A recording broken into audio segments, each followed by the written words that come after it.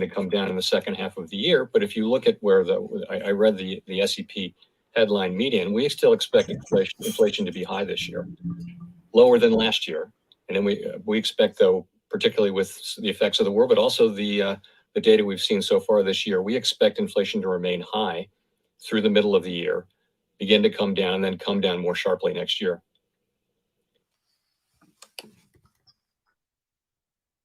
Let's go to Nick at the Wall Street Journal. Nick Timmeros of the Wall Street Journal. Chair Powell, over the last 6 months, the Fed has shifted its policy stance quite a bit. 6 months ago, you were still buying assets. Most officials weren't projecting any interest rate increases this year. And yet, despite the shift over the last 6 months, real rates are as negative today as they were then. So how concerned are you that further inflation surprises will offset the effects of recent policy firming by leading real rates to stay at levels that do not actually provide much restraint to the economy? Thanks. So that's one of many ways of capturing the situation, which is that the committee really does understand that the time for rate increases and for shrinking the balance sheet has come. And I would just say, I would go back to the economy is very strong. As I mentioned, tremendous momentum in the labor market. We expect growth to continue.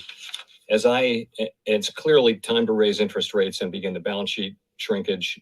And I just wanted to say that as I looked around the table at today's meeting, I saw a committee that's acutely aware of the need to return the economy to price stability and determined to use our tools to do exactly that.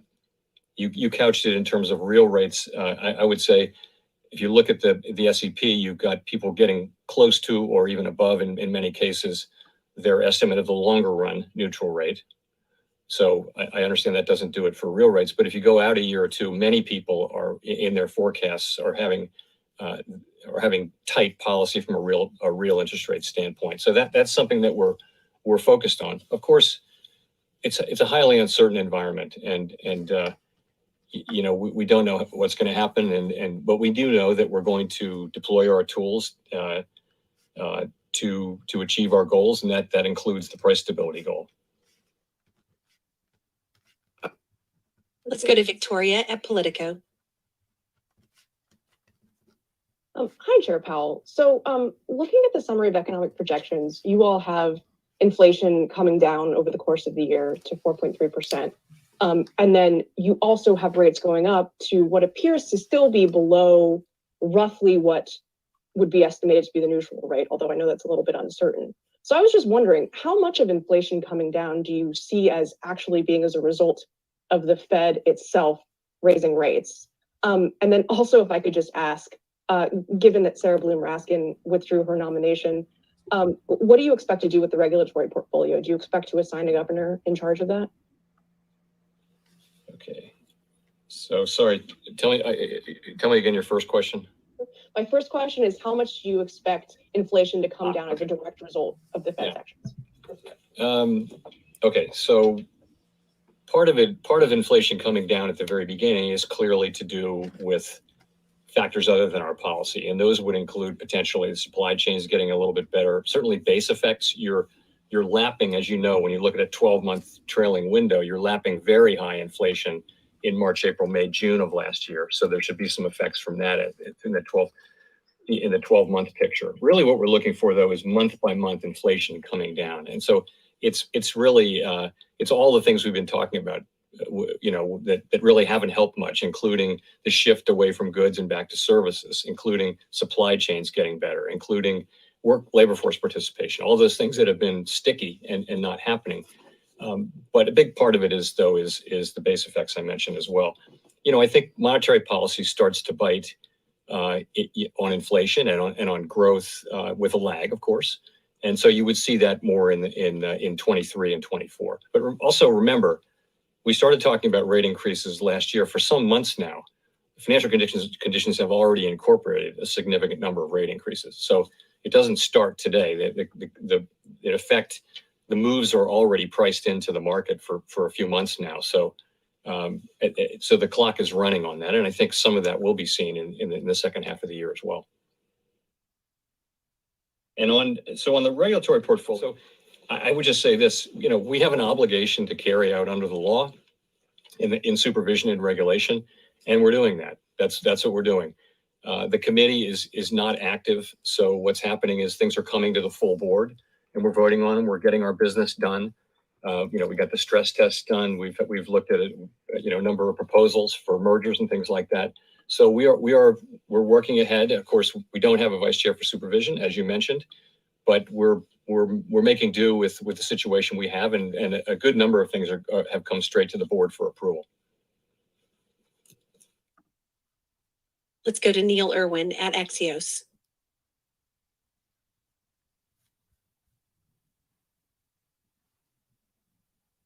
Let's go to Neil Irwin. Wake up, Chair Neil. Powell, it's Neil Irwin at Axios. Thanks for taking our questions. In the statement of economic projections, a forecast of median 1.9% Fed fund rate at the end of the year, 2.8 end of next year. Wondered whether that aligns with your own expectations, in particular on that point of overshooting the long-term neutral rate.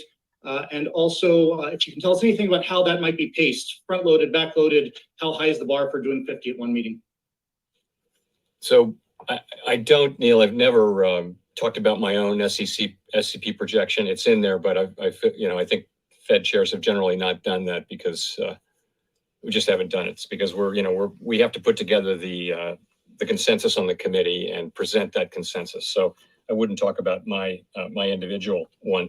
And in terms of the pacing of it, I would just point out that there's 7 remaining meetings this year. This isn't something we discuss or debate or agree on, but there's 7 remaining meetings and there's 7 rate hikes.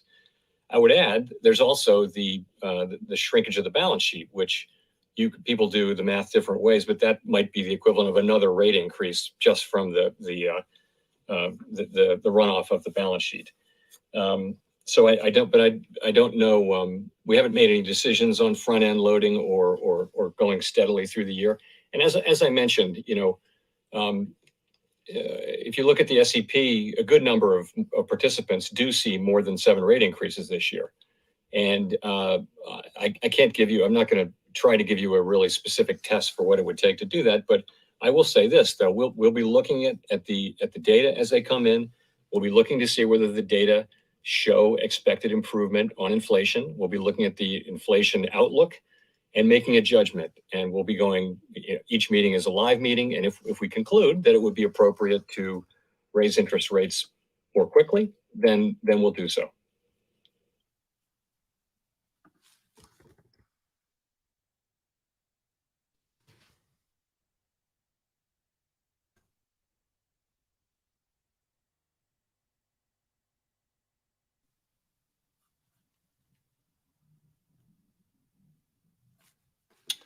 Not sure if there's going to be more questions here or what. I think they forgot to switch the camera. Yeah, I think I was like, what happened? Like I thought it was us for a second. You got to be listening to something, right? Yeah. We'll just follow his lead. Just Is he just staring at the camera? Oh. Hey guys, this is a horrible AMA. I think they forgot to switch to Zoom. yeah. The Zoom Oh my questions, gosh. yeah. Somebody might be losing their job today as we speak.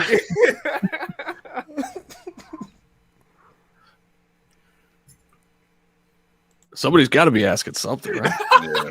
I hope someone's Anyway, asking when Lambo. Like running around back and forth like, hey, camera guy, wake up. For those of you in the chat that are asking, like, what does this mean? What does this mean? Like, the word FUD is fear, uncertainty, and doubt. All this Fed meeting does is confirm the uncertainty is over. We've been calling for 25 rate. We've been calling for a 25-point rate hike, but you can never trust the Fed until they say it exactly. For the question, This kills the uncertainty. The last time the CPI inflation, Maybe we can't trust him, bro. CPI inflation was as high as it is was July of 1981 when the effective federal funds rate was 19.2%. But given the current data, how far behind the curve of inflation do you believe? Is that Cliff from Shinja? So I just would say a couple of things. I thought he was in Dubai. We have the tools that we need, and we're going to use them. And as you can see, we have a plan over the course of this year to raise interest rates steadily and also to run off the balance sheet. We will take the necessary steps to ensure that high inflation does not become entrenched while also supporting a strong labor market. And as I mentioned, if we conclude that it would be appropriate to move more quickly, we'll do so. I'll leave it to others to make the judgment you ask for. And then just as a follow on that, I wanted to get you on the record on this. What impact has there been on your job, given the fact that you... Whoa. Oh, snap. Yeah. We got rugged. Oh.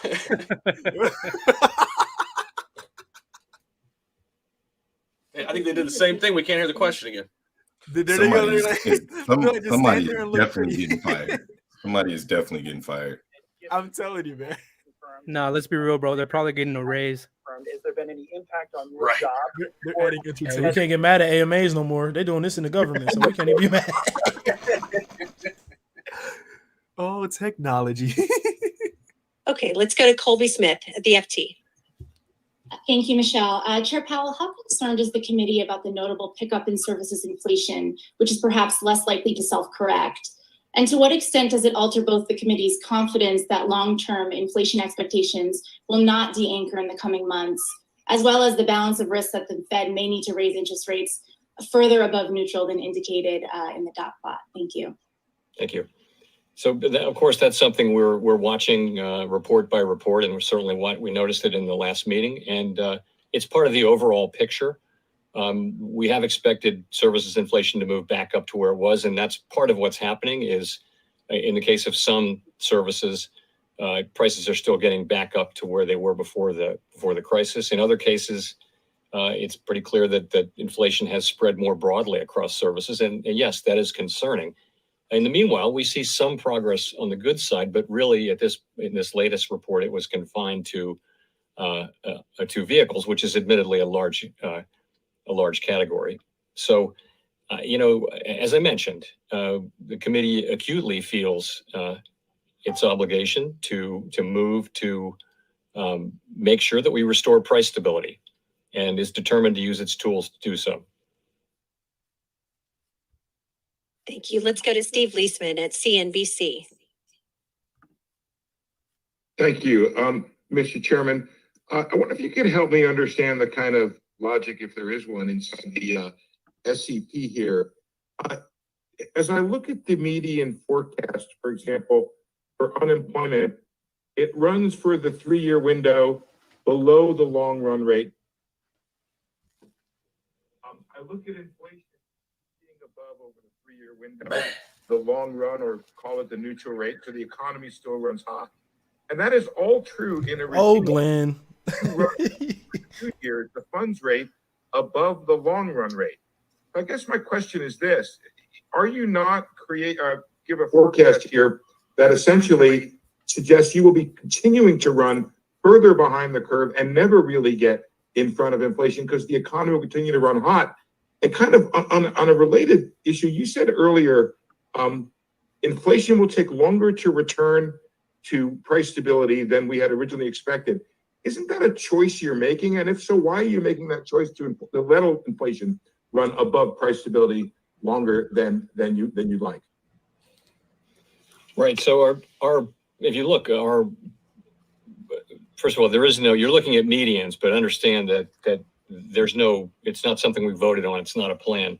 But if you look, people do have their by the end of this year, broadly, people are at or close to, or in some cases above, their estimates of longer run neutral interest rate. Okay, so that should stop pushing. That should, in other words, that should be a removal of accommodation for monetary policy. Basically, at the same time, we will have done significant balance sheet runoff, and you can think of that as further.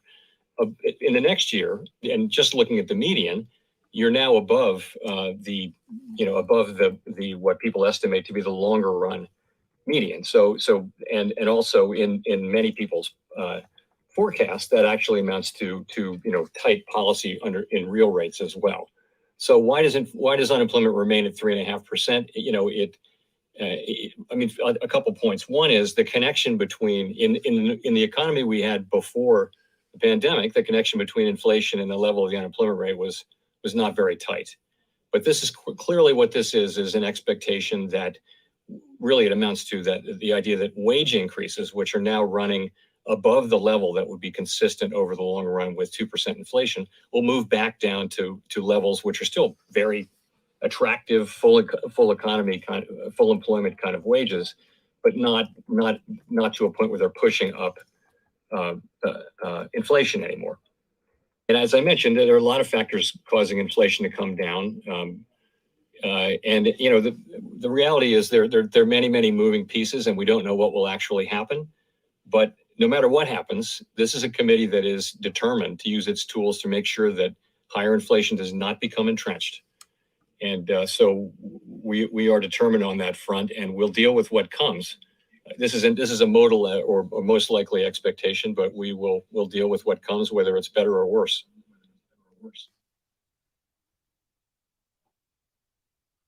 Thank you. Let's go to Chris Rugaber at the AP. Hi, thank you. Well, let me follow up a bit on that. I mean, there are a lot of economists skeptical that you can reduce inflation as much as you've penciled in without raising the unemployment rate. And I'm wondering just what are the mechanisms you see in reducing demand? I mean, outside housing and autos, how do higher Fed rates reduce consumer demand unless it's through higher unemployment? Thank you. Well, if you take a look at today's labor market, what you have is 1.7 plus job openings for every unemployed person. So that's a very tight labor market, tight to an unhealthy level, I would say. So in principle, if let's say that our tools work about as you described, and the idea is we're trying to better align demand and supply, let's just say in the labor market. So it would actually, if you were just moving down the number of job openings so that they were more like 1-to-1, you would have less upward pressure on wages. You would have a lot less of a labor shortage, which is going on pretty much across the economy. We're hearing from companies that they can't hire enough people. They're having a hard time hiring. So that's really the thinking there. Is these are fairly well understood channels, interest sensitive, and basically across the economy, we'd like to slow demand so that it's better aligned with supply, give supply at the same time to recover, and get into a better alignment of supply and demand, and that over time should bring inflation down. And I'll say again, though, we don't have a perfect crystal ball about the future, and we're prepared to use our tools as needed to restore price stability. With as I mentioned in my opening remarks, without price stability, you really can't have a sustained period of maximum employment. It's one of our most fundamental obligations is to maintain and restore, in this case, price stability. So we're very committed to that. Of course, the plan is to restore price stability while also sustaining a strong labor market. That is our intention, and we believe we can do that. But we have to restore price stability. Okay, let's go to Scott Horsley at NPR. Thanks, and I apologize if this covers some of the same ground you just talked about, Mr. Chairman. I think I missed some of your answer there, but I have a follow-up question on the labor force. We have seen some gains in the prime age workforce in the last few months.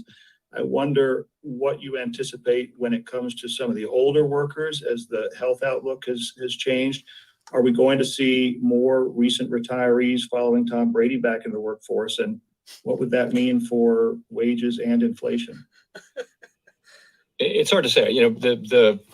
What we saw in the last cycle was that over I love this chat, man. Steady expansion, labor force participation outperformed funny as fuck, dude. expectations, and that was just it was a tight labor market, but it was nowhere near as tight as this labor market, but it was a tight labor market, and so people stayed in the labor force longer. It wasn't so much people coming back in the labor force after retirement. That's not something that happens in the aggregate very much, but so that's what was happening. And more labor force participation is tremendously welcome, and of course our policy does not in any way preclude that. This is a situation where wages have moved up at the highest rate in a very long time. That's good, Mike. And people are able to quit their jobs and move to better paying jobs in the same industry or different industry. So it's a really attractive labor market for people. And once, as we get past COVID, well and truly, it becomes an even more attractive one. So we hope that that will lead to more labor supply. That's a good thing for the country. It's a good thing for people. And it also will, we think, help relieve some of the wage pressures that do put inflation more at risk. That last part is we'll have to see whether empirically it works out that way. But in principle, it ought to help with inflation as well. It's not the only thing we're looking for, though, from inflation. We're looking for help from a number of different places, and most importantly, from our own policy. Okay, let's go to Rich Miller at Bloomberg. Thank you, Michelle, and thank you, Chair Powell. I'm sorry, I'm having some communication problems, so I've missed some of the stuff you've said, and my apologies if this has been asked. Since the FOMC met last January, financial conditions have tightened markedly. Equity prices down, treasury yields up, bond spreads risen, yield curve is flattened a lot, and even further this today, dollar's up. Is that welcome? And would you like to see more in order to achieve your goals? Thank you. So as you know, policy works through financial conditions. That's how it reaches the real economy, by just the mechanisms you mentioned. And remember that the financial conditions we had for the last couple of years were a function not only of very aggressive and appropriately so fiscal policy, but also highly accommodative monetary policy. The monetary policy settings that we put in place at the worst parts of the pandemic. So it is very appropriate to move away from those. And yes, that will lead to some tightening in financial conditions in the form of higher interest rates and just the sorts of things. We're not targeting any one or more of those things, but financial conditions generally should move to a more normal level, so that because we know the economy no longer needs or wants these very highly accommodative stance, which, so it's time to move to a more normal setting of financial conditions. And we do that by moving monetary policy itself to more normal levels. When you say move to a more normal setting for financial conditions, that suggests to me that you want financial conditions to tighten further from where we are now. Am I drawing the right inference from that? Well, yes. So I would say we look at a broad range of financial conditions. And of course, when we tighten monetary policy, we do expect that they will adjust in sync over time with monetary policy. It's not any particular financial condition, but a broad range of financial conditions. They will reflect, to some extent, they reflect any number of things. But yes, we need our policy to transmit to the real economy, and it does so through financial conditions, which means as we tighten policy or remove accommodation so that it's at least less accommodative, that broader financial conditions will also be less accommodative. I'm gonna have a field day with this chat after this. Those of you in this call may be having some tech issues. If so, I understand the broadcast is coming through clearly on www.federalreserve.gov. So you might go there for the audio. And now we'll go to Gene Young.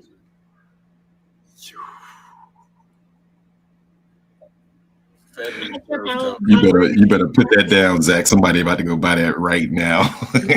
What do you mean, bro? I just heard 10. He got that. Whether to cap runoffs or whether to increase those caps over what period, if there were any details. Yes, thank you for asking. So at our meeting today and yesterday, we made excellent progress toward agreeing on the parameters of a plan to shrink the balance sheet. I'd say we're now in a position to finalize and implement that plan so that we're actually beginning runoff at a coming meeting, and that could come as soon as our next meeting in May. That's not a decision that we've made, but I would say that that's how well our discussions went in the last 2 days. So a couple things just to add. We'll be mindful of the broader financial and economic context when we make the decision on timing, and we always want to use our tools to support macroeconomic and financial stability. We want to avoid adding uncertainty to what's a highly uncertain situation already. So all of that will go into the thinking of the timing around this. In terms of I would say this. I don't want to get too much into the details because we're literally just finalizing them. But the framework is going to look very familiar to people who are familiar with the last time we did this. But it'll be faster than the last time, and of course, it's much sooner in the cycle than last time. But it will look familiar to you, and I would also say that there'll be I'm sure there'll be a more detailed discussion of our in the minutes to our meeting that come out in 3 weeks, where I expect that it will lay out pretty much the parameters of what we're looking at, which I think will look quite familiar. Thank you. Let's go to Michael McKee at Bloomberg TV. Mr. Chairman, since September of 2020, you've been operating on a monetary policy framework that let the economy run hot to bring unemployment down. That seems to be over, but I'm wondering how you would describe your reaction function now. What is it that the Fed is trying to do other than bring inflation down? In other words, is it we're going to keep raising rates until it comes down to an acceptable level? Yeah, so I want to clear one thing up again, and that is that nothing in our new framework or in the changes that we made has caused us to wait longer to raise interest rates. What we said in the framework changes was, and this was really a reflection of what had happened for the preceding couple of decades, actually. What we said was, if we see low unemployment, high employment, but we don't see inflation, then we're not going to raise rates till we actually see inflation. That's what we said. And that was the sense of it. There was no sense in which if we got a burst of really high inflation, we would wait to raise rates. That's simply not in the framework. In fact, quite the contrary. The framework is all about anchoring inflation expectations at 2%. So I do hear this, that the framework, it really, we can't blame the framework. It was a sudden, unexpected burst of inflation. And then it was the reaction to it, and it was what it was. But it was not in any way caused by or related to the framework. So come to today. I think our vision on this on the committee is very, very clear. What we see is a strong labor market. We see a labor market with a lot of momentum, great job creation, and we see the underlying economy strong. Balance sheets are strong. Yes, there are threats to growth from what's going on in Eastern Europe, but nonetheless, in the base case, there's a pretty broad expectation of strong growth. But inflation is far above our target, and the help we've been expecting and other forecasters have been expecting from supply side improvement, labor force participation, bottlenecks, all those things getting better, it hasn't come. And so we're looking now to using our tools to restore price stability, and we're committed to doing that. And you see that, I think, in the summary of economic projections, and you see that in the decision we make, and you will continue to see it in the decisions we make going forward. If I could follow up by asking, I guess what you'd call it is the Paul Volcker question. You don't think unemployment is going to rise significantly, but if it does that temper your desire to keep raising rates? The goal, of course, is to restore price stability while also sustaining a strong labor market. We have a dual mandate and they're sort of equal. But as I said earlier, price stability is... Did y'all see Abdul's comment? In fact, it's a precondition labor market that we want, which is a Don't tell anyone, bro. sustained labor market. We saw the It's benefit. the beauty of working from home. Sustained labor market. It pulled people back in, and there were really no imbalances in the economy that threatened Man, who's over there wearing nightgowns, man? Pandemic. It's a completely exogenous. So that's how we're thinking about it. We'll have to stop the cam when I get up. To achieve price stability. That's what I do. But we do understand also that really you can't have maximum employment for any sustained period without price stability. So we need to focus on price stability, in particularly because the labor market is so strong and the economy is so strong. We feel like the economy can handle tighter monetary policy. Thank you. Let's go to Brian Chung at Yahoo.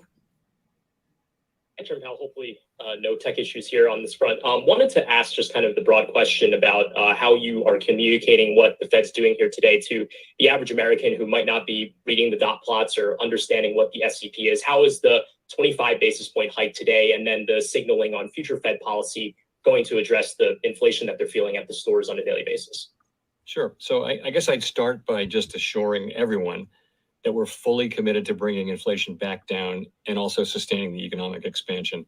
We do understand that these higher prices, no matter what the source, have real effects on people's well-being. And really, high inflation takes a toll on everyone, but it's really especially on people who use most of their income to buy essentials like food, housing, and transportation, where I feel you, Joey. we've all seen charts that show if you're a middle-income person, you've got room to absorb some inflation. If you're at the lower end of the income spectrum, it's very hard because you're spending most of your money already on necessities and the price is going up. So, but it's punishing for everyone. So it has been a difficult time for What up, Chase? but we do anticipate that inflation will move back down, as I mentioned earlier. It may take longer than we like, but I'm confident that we'll use our tools to bring inflation down. And you ask about rates. So the way that works, I would explain, is as we raise interest rates, that should gradually slow down demand for the interest-sensitive parts of the economy. And so what we would see is demand slowing down, but just enough so that it's better matched with supply, and that will bring inflation down over time. That's our plan. Thank you. Let's go to Jolene Kent at NBC News. Hi, Chair Powell. Thank you so much for taking my question and doing this today. My question is a follow-up to what Brian just asked. What is your message to consumers out there who can no longer afford the basics due to this high inflation? Big pop. Well, that is, yes, indeed. I mean, as I just said, I think we do understand very much, and we very much take to heart that it's our obligation to restore price stability. And we've had price stability for a very long time and maybe come to take it for granted. But now we see the pain. I'm old enough to remember what very high inflation was like. And, we're strongly committed as a committee to not allowing this higher inflation to become entrenched and to use our tools to bring inflation back down to more normal levels, which our target is 2% inflation. So we will do that. And I just would want people to understand that. But the way we do that is by raising interest rates and by shrinking our balance sheet. And so financial conditions will become at the margin less supportive of various kinds of economic activity. That will slow the economy while also allowing the labor market to remain very strong. And, the good news is the economy and the labor market are quite strong. And that means the economy, we think, can handle interest rate increases. And as a quick follow-up to that, obviously the Federal Reserve walking this very complicated fine line, trying to avoid a recession. For the consumers out there who are worried about their jobs in a possible recession, what do you say to that? Oh, man. Well, I say that our intention is to bring inflation back down to 2% while still sustaining a strong labor market, and that the economy is very strong. You look at where forecasts are. People are forecasting growth that's strong within the context of U.S. potential economic output. And we expect that to continue. And to the extent the data come in different, then of course our policy will adapt. But we do believe that our policy is the appropriate one for this forecast, and we believe that we can bring down inflation. We believe that we can do so while sustaining a strong labor market. The labor market it's not strong in the ordinary sense of the world. We have not seen a labor market where there are 1.7 job openings for every unemployed person, or where if you add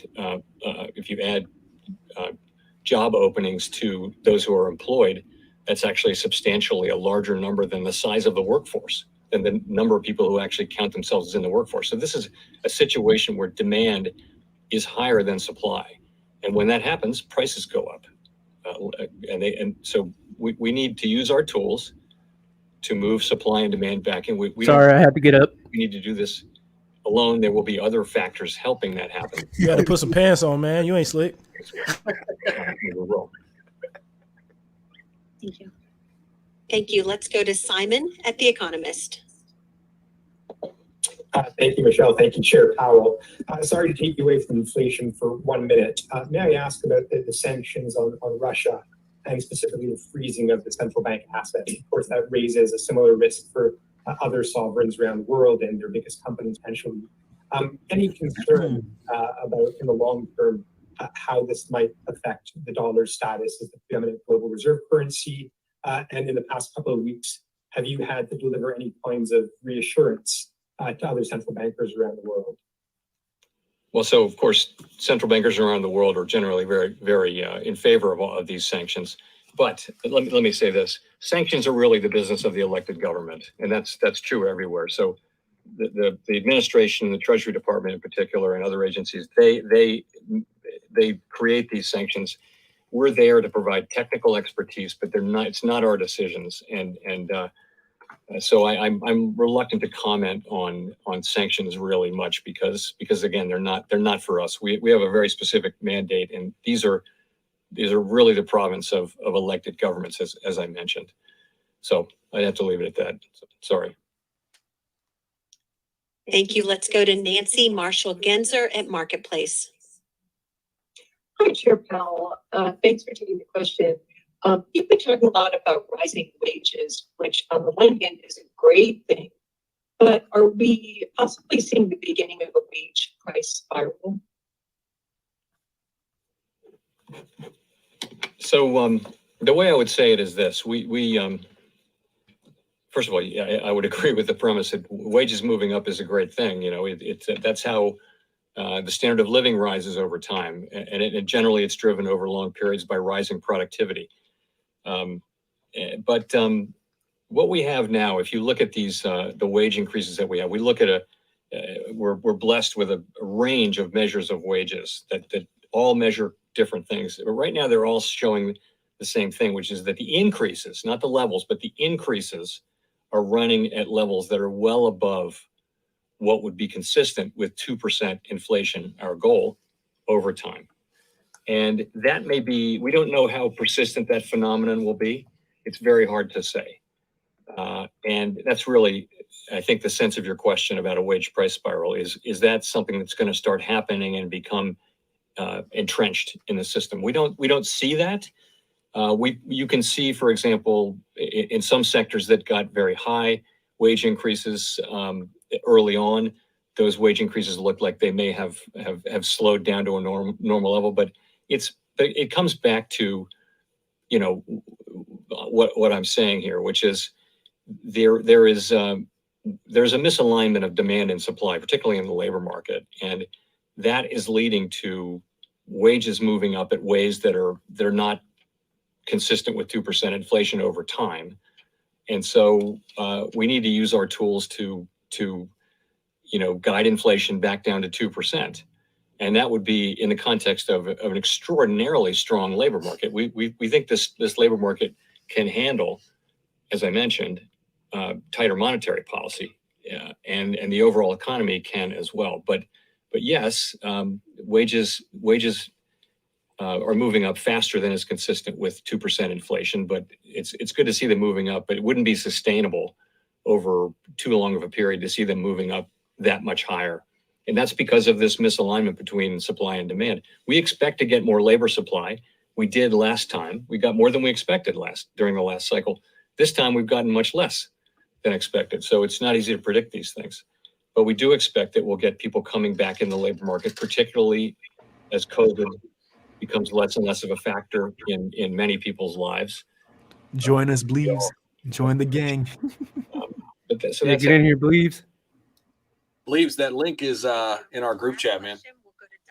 At LA Times. Hi, Chair Powell. I think you said to the Senate earlier this month that in hindsight, the Fed should have moved earlier. And it sounds like today that you don't think that the Fed is late. It goes. Okay, your clarification on that. And if it is, if you still think that that is behind the curve, how much behind the curve is it? Right. So we are not we don't have the luxury of 2020 hindsight in actually implementing real-time decisions in the world. So, the question is, the right question is, did you make the right decisions based on what you knew at the time? But that's not the question I was answering, which is knowing what you know now. So I think if we knew now, of course, if we knew now that these supply blockages really and the inflation resulting from them in collision with, very strong demand, if we knew that was what was going to happen, then in hindsight, yes, it would have been appropriate to move earlier. Obviously, it would be, but again, we don't have that luxury. And then but that's a separate question from your other question, which is behind the curve. And I don't have the luxury of looking at it that way. We have our tools, powerful tools, and the committee is very focused on using them. We're acutely aware of the need to restore price stability while keeping a strong labor market. And what I saw today was a committee that is strongly committed to achieving price stability in particular, and prepared to use our tools to do that. We're not going to let high inflation become entrenched. The costs of that would be too high. And we're not going to wait so long that we have to do that. No one wants to have to really put restrictive monetary policy on in order to get inflation back down. So frankly, the need is one of getting rates back up to more neutral levels as quickly as we practicably can, and then moving beyond that if that turns out to be appropriate. And as you can see, it is appropriate in the sense to people's SEPs. They do write down levels of interest rates that are above their estimate of the longer run neutral rate. And there's also a range of estimates too, as you will see if you look at the details of the SEP. But thanks for your question. Okay, thank you all. Thanks, Mr. Chair. Thank you. All right, I think that is it. Let's get All that. right. Let's get that That's crazy beautiful. music off.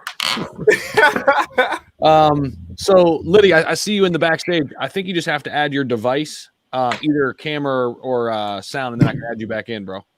So just, there we go. Oh, we lost Liddy. There we go. Yo. There we All right, go. here, let me go full screen here. Let's try to make sense of what we just heard a little bit, I guess, right? So basically it feels like everything's kind of priced in already, and Bitcoin started pumping there toward the end of it. S&P's back. Told you. So I mean, where do we go from here? Is it just is it going to be business as usual? Where we doing with the market? Is it going to stay choppy? I mean, what do we One think? bull run. So here's the deal, man. This is how this shit works, right? And for the people in the chat, listen, I'm just gonna say this, and I'm not the master of anything or any shit like that, but I do pay attention to the markets. And let me explain something to you. For those of you saying that why is a crypto channel covering the Fed has nothing to do with the crypto market. I'm just going to tell you this. Crypto is money. If you don't believe that all of this shit is connected, you're insane, right? The market that we're in is a $1 trillion market. If you don't think somebody that's already a millionaire and already a billionaire isn't paying attention to crypto, you're crazy. One thing that we know for sure to be truth is retail investors don't move markets. Whales move markets. There's a Is this reason financial why. advice? This is not financial advice. This is just a lesson. Trying to put crypto shop in trouble. This is a lesson of the shop. This ain't me telling you what to do. Hey, This I is- like that. This is a lesson in the shop. We get these all the time. If you think that it's a coincidence that we went from being down 0.2, 0.5% on Ethereum before this Fed talk to being up 3%, retail can't do that. Whales do that. Whales move markets and we follow. So that's just a little quick 100%. lesson, man. And what you can expect, what I would expect right from here is a more calmed market. Yeah, we priced in a rate hike, but I think we overpriced it. So the market, I think, is going to kind of bring itself back up. If 484 was a high on the SPY before, then I think we're looking at probably like a high of about 450. And that was my prediction I gave my buddy the other day on the S&P 500. I like it. Anybody else have something to add? Just kind of your general thoughts on where we're at with everything? Well, I think everything kind of went as people were expecting it to go, which is good. We didn't get no unexpected bomb drop on us like the last time we were all here like this. So I think it's going to be looking up for crypto. I think now people are going to start getting their bags loaded up, and I'm keeping my fingers crossed that we should be looking at that bull run, hopefully around the same time frame, more or less, that we saw it last year. For sure. Yeah. You know what? I was thinking about this too. And I was talking about this in some videos yesterday or day before, or whatever. Back in 2020, man, we just had this influx of retail, right? All of this retail money came flooding in because of all the reasons we talked about early on with the rates the way they were. People had disposable income. People were at home. They're learning more about crypto. They want to diversify their wealth. When is that institutional push going to come? Do y'all think it's going to happen this year in 2022? Do you think we're a year away? Because I think once that happens, that's this where the thing's game really begins. going to move. Mm-hmm. Yep. To Hobbs's point, right? Because the whales move the market, right? So Yeah. I guess for me, the writing's already on the wall. The whales have already positioned themselves to do what they do. Whales short markets, and then they buy low. Look at Shiba Inu. We've been consolidating on Shiba Inu for the last 6 months in the twos. Wow, It's not a coincidence, guys. Like this thing hasn't moved. Wasn't And- it in the and- ones for a good while? Yeah. But meanwhile, look at all the adoption, right? If SHIB was going away, large institutional money such as McDonald's or some of these big time companies that are accepting SHIB, they would not be accepting SHIB if SHIB was just about to disappear. That's true. They know something that we don't know. And when it happens, it's going to happen when you land in your bed. You're going to wake up to Twitter going absolutely bananas. And you're going to wake up and SHIB's going to be 3 zeros, 2 zeros. You're going to be like, what the? And that's when the FOMO's going to and the whales are just sitting back saying, we bought. No, the whales are going to say we bought. The whales are going to look back 3 years from now and be like, yeah, we bought during this entire consolidation period right now. And that's what I cover on my channel, man. Entry and just understanding the markets. 100%. And there's a reason why, and I know I cover this a lot and people give me shit about it. It's like, oh, the whales keep coming into SHIB, but it's not moving the price. It matters. It still matters that they're holding SHIB. The Ethereum whales, the number 1 and number 2 cryptocurrencies they hold other than Ethereum are Shiba Inu and FTX. That matters because you're right, Hobbs. When that next retail push comes, the institutional money, some of that's already there. The whale money's still there, and more institutional money will come. I mean, I want to open this up too, guys. I mean, think about this. The Apples of the world haven't got really into crypto yet. The Amazons of the world haven't really got into crypto yet. The Walmarts of the world haven't really got into crypto yet. Now they're hiring. Amazon's hiring for crypto experts. Walmart, same thing. So Yo, where do I apply? We're still super early. Super early. Anybody jump in on that? Hey, the writing's on the wall. Like I keep saying, so the reason why we try to pass infrastructure bills, right, is because we can lay the framework with the infrastructure. It's the same thing with money. This is just the skeleton. What they're doing is they're positioning themselves so when they decide to strike, it's over.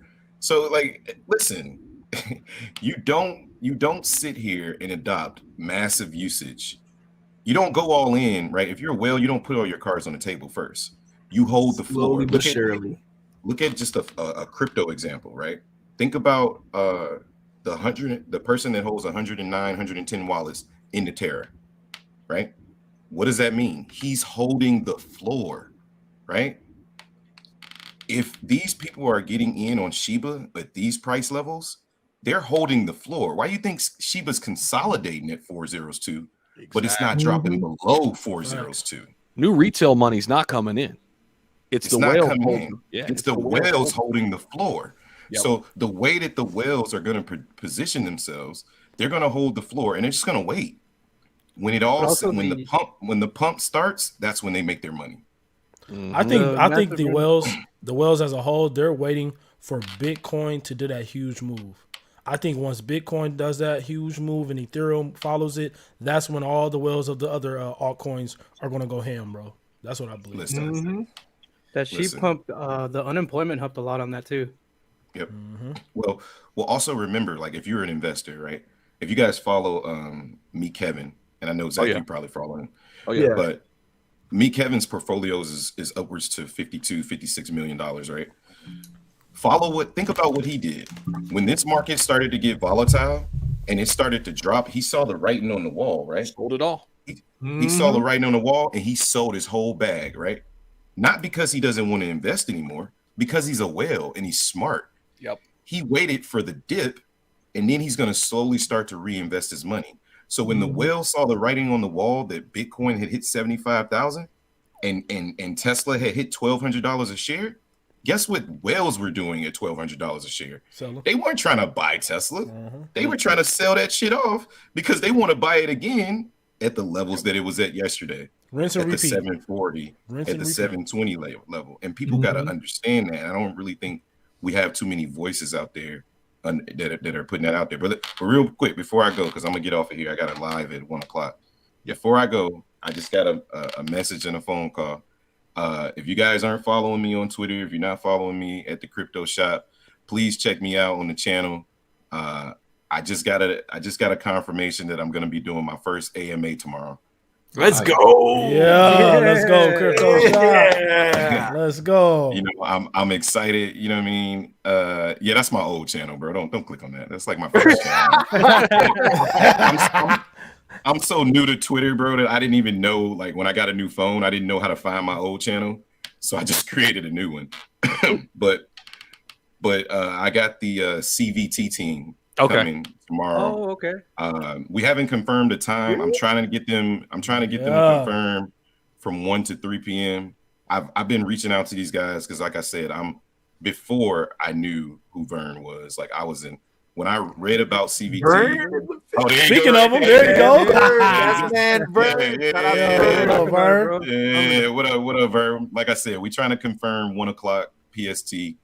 I haven't confirmed the time, but I told him I would do TBD on the channel. But I wanted to announce it live on Zach's channel because, one, I appreciate you, brother. Two, you got a big ass audience, man, so I got to get it out here. You know what I mean? So, make sure you guys go subscribe. Please come subscribe. Check out my first AMA. I'm going to ask them some questions, and I really want to get out in front of this company, not because I'm invested, but because I believe in what they got to offer. So that's all I got, man. Come on to the Crypto Shop from 1 to 3. I'm gonna go get ready for the show. Give me something to eat, man. Y'all have a great day. Hey, you too, man. Appreciate you. Appreciate your expertise, for bro. For sure. All right, man. Always welcome, man. Cool. I'm piggybacking off of what Hobbs was saying, man. It's true. I think maybe not, of course, not financial advice, but I think it is a good idea to kind of see how the whales are doing it. And even us, of course, we don't have I don't have no whale bag or nothing like that, but to kind of mimic that same tactic and use this as an opportunity to just gradually keep dollar cost averaging into the coins that we really know are going to take off and do some real work in this upcoming bull run. It's just loading up the bags right now. It's like, I wish somebody would have told me that back in 2020 if I'd have had hindsight of what was 2021 bull run going to be doing. You know what I mean? But you know what, Jazz? I feel like we have to make those mistakes almost because I made them. Everybody's made them.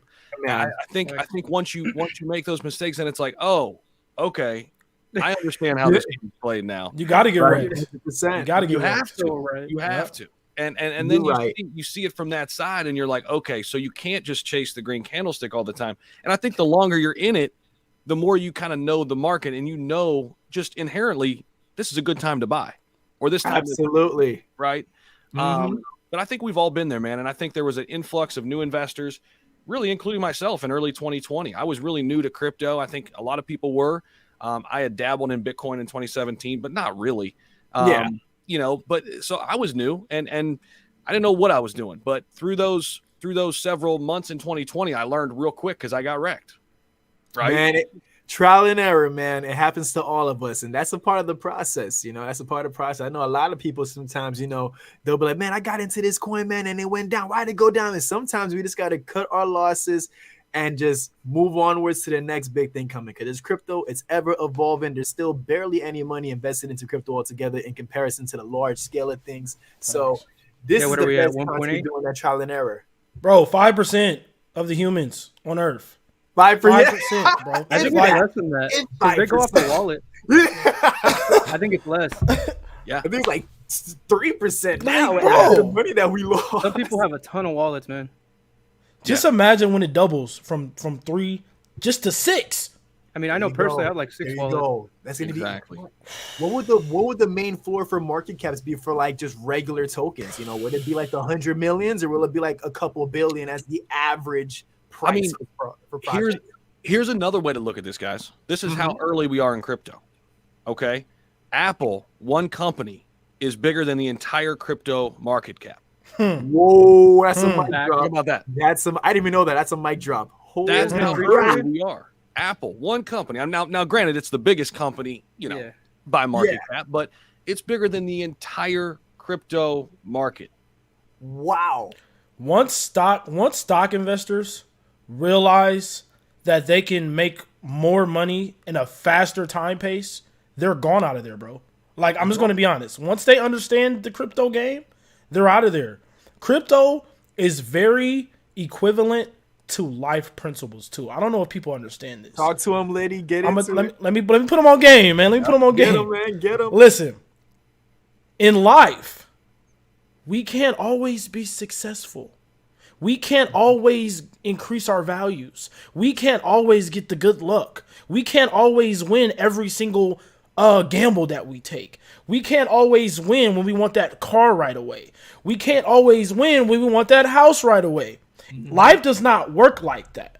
Yes. If life worked like that, yeah, we'd all be in Lambos. Exactly. My whole point. My whole point. So, bro, look at crypto like life. When you're going through shit in life, when you have negative energy around you, when you have things that didn't just pan out how you wanted them to, just know that this retracement, this pullback, this negativity is setting you up for something better. It's like a slingshot. Yes. That's literally it. It's a slingshot, bro. Mm-hmm. If you look at the markets like life, bro, I'm telling you, you will chill out. The bottom line, people need to just chill the fuck out. Chill out, bro. Just chill out. Live your life, do your investments, and chill out. Yeah, 100%, man. Liddy. I mean, even I'm still learning that as we speak. Legal, jump in, man. What's your 2 cents? Man, well, I want to kind of touch back on what you were saying earlier as far as learning the hard way, man. I know personally, I had to learn the hard way. I was chasing green candles like a scrub, man. Woo, boy, You have the I hat got on wrecked. too. I know you had the lasso. Ellen, you were trying to get the candle, man. You were Man. Nah, yeah, I had to learn the hard way, man. I mean, you don't gotta chase every green candle. I mean, sure, like sometimes you can be like, oh man, like if you look back on it, like what was the bull run? Like I don't know, like 40% up from the downtrend last year. So yeah, I mean, if you invested in that time, you would have been up 40%. But if you invested in November and put a lot of money in, you're down bad. And I mean, you just gotta learn the hard way sometimes, man. Saitama, it taught me. Oh, yeah. Saitama Oh. taught me never invest when it's at the high price. Las Vegas wrecked me, bro. It's a double-sided coin when it comes to lot of Saitama, man, because I got in Saitama on the summer, so I was way up in profits. Oh, you My was good. lesson I had to learn is that I need to take profits and not 100% diamond hand everything. That was You never my took mistake. profits? I went down with the roller coaster. Man. Oh. I put $150 in early in the summer, and at the high, that 150 was worth well over $20,000. And I'm like, I'm gonna just take out 2K. That's it. Yeah. If only I knew. If But only guys, I- again, Saitama. We had to learn from Saitama. These other tokens learned from Saitama's downfall. Yep. They all learned from it. 100%. Makes us better. Makes us Yeah. better. Yeah. You learn a lot more from failures than you do success. You Yeah. really do. You know, it's easy when the going's good, but what are you going to do when, you get hit in the face, right? Didn't Mike Tyson say that? Everybody got a plan until you get hit in the face. Yeah. Right? And then yeah. what? And then what? So I'll tell you this, guys, too. I mean, I did it with Dogecoin. I was just a little bit further back on the timeline, but I did it kind of the other way. So I bought into Doge about 1 cent, and I went all the way out at 7 cents. So I 7X'd, right? I was like, oh man, I'm brilliant. I just 7X'd my money. Now looking back on it, I should have took my initial out, let the rest ride, because then a week later it was 18 cents. Oh my God. And a couple weeks later, it was Was it the high 32 70 cents. cents? Yeah. And I waited till it got to about 32 cents, and then I bought back in, wrote it up to about 75 or whatever. But I'm just sitting there thinking, man, what if I wouldn't have just took that sold all the way initial out? Right. Oh my God. Bro, they need to add a G to the FUD for greed, because that kills you too. Greed kills you. Oh wow, that's a I didn't think Fudge. of that. Let's call it fudge. I like get slaughtered, bro. Easy addition. They'll have logos on that too. Man. But that's so true. And especially chasing the green candles, man. We can't win them all. Like, I missed out on Terrarium. I never bothered to even look twice. And so I'm like, just saying it's a pre-sale. It's okay. There'll be others. And Terrarium freaking took off, man. Bro, those wallets with Terra, bro, that's what made me not get in it, because all those wallets. I'm like, it was a lot of skepticism, especially with that. But then look at like how the results panned out. It's like, wow. Look at that. Yeah, I got in Look at at launch, that. man. Look at the retrace. It's coming. Yeah, I got in on that retrace, so I was cool. I got in about right here, like 5.3, 5.4. See? And I never hardly go in like at the top, but I was like, I just got to go. And I'm holding that position. So, and then I did add a little bit down here when it, Nice. got back into the 5 or whatever. So I'm right in there, my position, and I'm late, but at least I'm in. Exactly. Hey, it's a special case with Dr. Praveen and what he's holding in that thing, man. I said I wish I would have got in, but I'm making up for it with the coin view cap upcoming with that wire. Woo! I can't wait for that, bro. Yeah. Woo! I can't wait for that. Man, I'm a when I big heard up he for that. held 77 million and didn't sell, bro, that's what gave me confidence in him personally. I was like, man, he can sell at 77 million. I Loaded don't all the way have down to the 7. diamond hands for that. I'll never have that type of diamond Crazy, hand. bro. Hey, Zach, can I? That's different. Zach, can I show everybody on the panel and the viewers? I want to show them the charts as far as retracement levels. Sure. I think this Yeah, will yeah. help everybody You can, know when to get in. You could share your screen if you want. Yeah, bro. Let me do this real quick. Yeah. I appreciate you, man. Yeah. Legal. While he's pulling that up, did you say you got in the pre-sale on that? On which one? On Terrarium? No, I got in like the first minute of launch. Okay. Ooh, so still you're good. good. You still good, man. Oh yeah, I should have Oh, done yeah. that It's- too, and I it's didn't been a even bother great to do ride. that, man. I slept. And then someone called me out earlier. I think they were saying that I was chasing a candle, which I did. But it ended up working out. That was just straight up. Look, hey man, I go on DJ plays, bro. I'm not rich yet, so I gotta gamble sometimes. We It's gotta straight up get a it while we gamble. can, man. Pull that slot lever, like I always say. And it ended up working out for me too. I mean, This ain't financial advice. All right, so I'm gonna use Terra. I'm gonna use Terra for an example.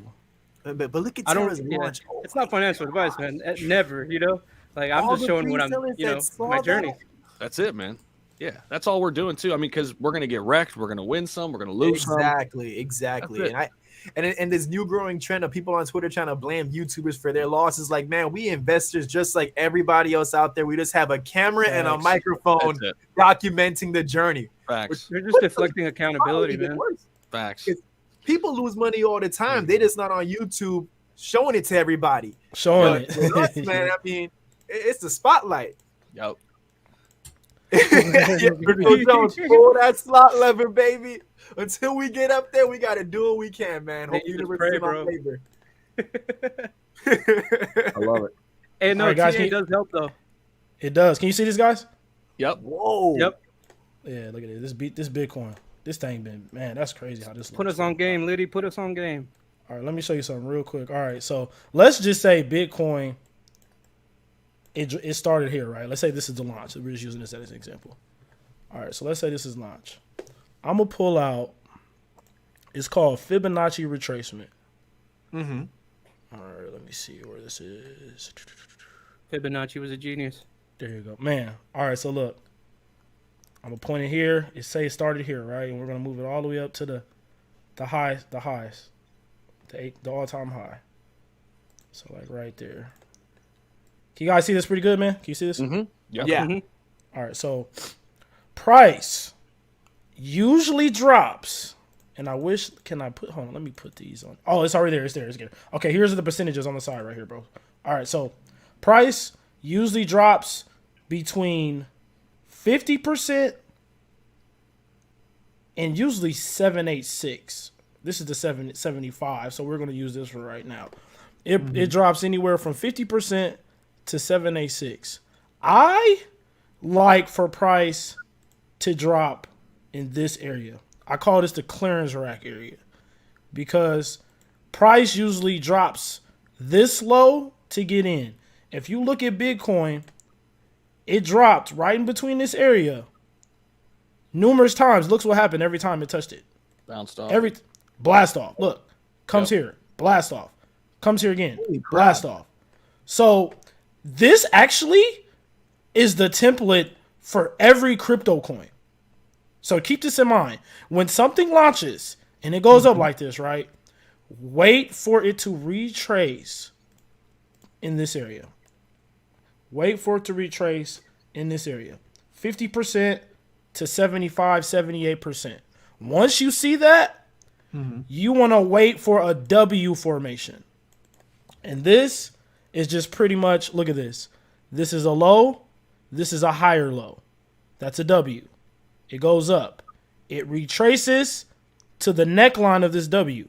So you have two opportunities to get in. When you see this and you see that, and this candle, hold on, let me get this out of here. And this candle engulfs, that's letting you know the second leg is coming. So you can either get in after this candle closes and engulfs, or you can wait for it to retrace at the neckline of this W to get in. So that's what I use to pinpoint great entry points for every single crypto coin, guys. If that makes sense. Did that make sense? Fibonacci. Yeah. Fibonacci retracement. Literally. Dude, I'm still learning TA, man. Me I got to too. get a lot better with it. I'm okay with like macroeconomic factors and just kind of watching trends and resistance and support. But man, I want to get me a book or something, or just start dedicating an hour a day and just start learning a little bit, man. Hey, man, come to my channel. That's what I'm here for, man. I love it. I love it. That's what I'm here for, man. I've helped, because, I'm in the Shitoro community heavy, man. And I helped a lot of those individuals find great entry points.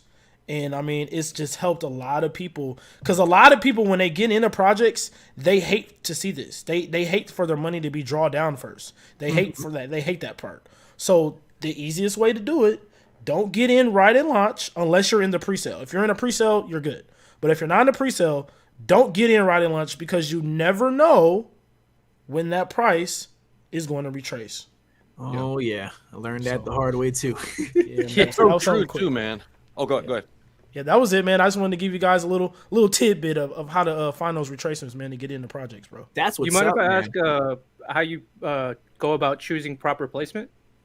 Like as far as where I'll put these The actual fibs? Fibonacci retracement, like the whole. Oh, yeah, I'm all going the to way show you. down. All right, so look. Yeah. You always want to find your lowest price. Wherever it was at the lowest, man, right? So let me go click here, fib retracement. This is the lowest point. So this will be right where it launches. Wherever that end point, the very low point of launch, right? Right. And then wherever you see that high point. So wherever that high point is, and you start to see that market starts to turn, you want to put that fib right at that high point. So you'll go from low to the high. And then from there, you're waiting for it to retrace either 50, 61.8%, or 75%. I like it. Wow. Dude, you're so right, too, man, because so many people get in at the wrong spot and they're new investors. They get wrecked early and then they're out. The worst, man. And lose money because they don't have the patience. They sell it a lot. Right. Because they hear their friends talking, oh, I got into crypto, 4 months ago and I made all this money. Well, okay, well, I can do it too. They just jump in and, nope, it didn't happen for me. I don't know why I'm out. And, and then give it a month later, they're regretting it. Crypto's a scam. Right. We're in a new generation, man, where we want things right now, yesterday, 1 billion market cap yesterday. We want it now. Like these phones have gave us this idea of we want it right now. So it's kind of hard for people to hold things nowadays. It's But true, and you see For with a sure. lot of new launches that come out, you know, and especially some of these the degen launches, like, you know what I mean, Alien. Sometimes these launches come out, and you would think, you know, at least let's hit a base of, you know, if you're getting like 100K market cap, at least let's see a 500K market cap, a nice little 5x for the day, right? No, people are selling at like a 2x, dumping it for like $100-$200 profits. I'm like, what are you guys doing? What? It's just, you're right. It's all impatience, man. That's really what it is. Facts. Hell yeah. Hey guys, I got to hop to a meeting in like 4 minutes, but real quick, snap. I want everybody to know what your channels are. You guys are welcome here anytime, by the way. What your channels are. I want to send people your way and kind of what you're doing. So whoever wants to go first, just like a quick kind of blurb on what you bring to the table here on YouTube in the crypto space. Appreciate you, Zach. Go ahead, Legal. Go ahead first, man. You go ahead, brother. Okay. I was typing in just to make sure I can say the right thing. Are you probably about to write it down and put it on the screen, huh? Easiest way to find me, you could just type in Legal Alien Crypto, and I'll be the first one on the search. But man, I just provide insight as far as my journey. I'm learning TA. I'm getting okay at it. So I hope to provide that kind of insight. But overall, just crypto news and edutainment. And I'm also going to be making content in Spanish. And I did just partner with Wealthyverse Studio, so I'll be posting on there as well. Let's go. Awesome, Let's go. Let's go. Awesome. All right. Shall I take the boy. cake next? You want to go, Liddy? Yeah, go ahead, Jazz. Go ahead, Jazz. All right, what's up, everybody? I'm Jazz Royce, man. Happy to be on this show, man. And what I do, man, I just provide the same thing. I provide my journey going into this crypto world. I just recently started doing this full time. So the crypto journey for these last few months have been pretty good to get me into that position. And I'm just trying to show people my mistakes and my wins and what I do and grind my way up to the top with everybody else. And also my Twitter is at I'm Jazz Royce. If you guys are into that, man, come swing by, you know. I'm coming to you, bro. I'm coming right now, bro. So, and Mr. Lady, I'm coming right back to you, man. Let's work together, man. And that's another thing I want to mention, make it guys, real happen, quick. man. I know he has to go, but this is all about communities coming together, man. Like, we have to come together so the people that don't know about us don't get scared off when they come in here. We have to work together. But anyways, 100%. Liddy Markets, it's up there, YouTube, we lit. We party. We have great times. Come through. Check us out. We do reviews on new coins or recent coins. We do updates, so news updates, anything that happened news-wise with tokens. We're here to broadcast it. And the last thing, like you guys just seen previous, we do a lot of charting. We do a lot of analyzing. Check us out, man. We just want to have a good time, build the community up. Liddy Markets, check us out. We in here. That's it, man. Hey, guys, appreciate it so much.